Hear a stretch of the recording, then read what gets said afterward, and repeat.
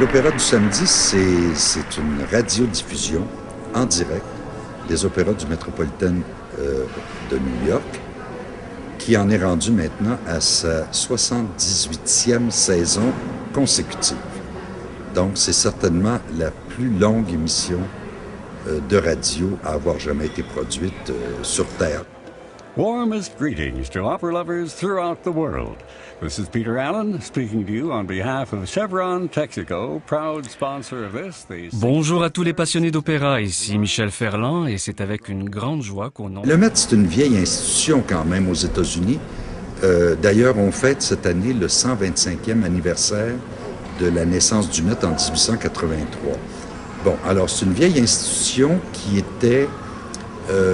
a été mise sur pied par ce qu'on appelle les nouveaux riches. Donc, c'est des gens qui mettent de l'argent au Met pour avoir une loge, pour bien s'habiller, pour faire une représentation sociale. Et c'est comme ça depuis la fin du 19e siècle, jusqu'à l'arrivée de la radio, justement, en 1931, que l'opéra, c'était une affaire de grande bourgeoisie à New York. Je me suis surtout attaché au phénomène, à la fois parce qu'il est dans la durée, très long, mais parce que aussi on s'aperçoit que c'est un attachement très, très profond. Et ça explique peut-être pourquoi, en partie, ici, comme aux États-Unis, cette émission-là a pu durer.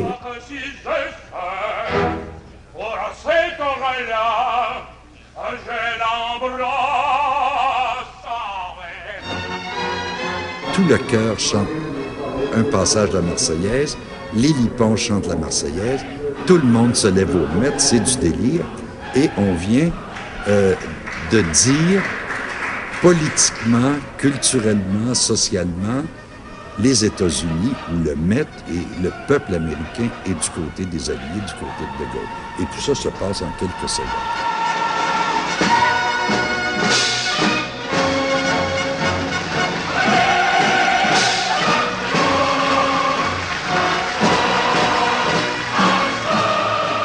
J'ai recueilli toutes sortes de témoignages, soit des témoignages de professionnels qui ont fait cette émission-là, ou ce que j'appelle un peu les témoignages de monsieur et madame tout le monde, c'est-à-dire des ménagères, des étudiants, bon.